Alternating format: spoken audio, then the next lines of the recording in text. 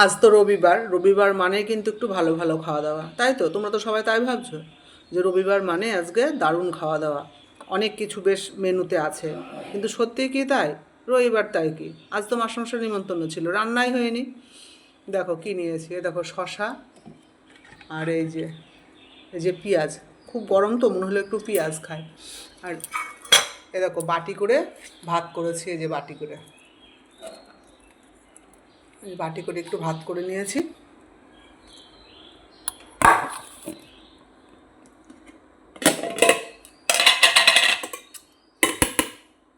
আর এই যে মাছের ঝোল, মাছের ঝোল কিন্তু ছিল রান্না করা, আমার জন্য রান্না করিনি।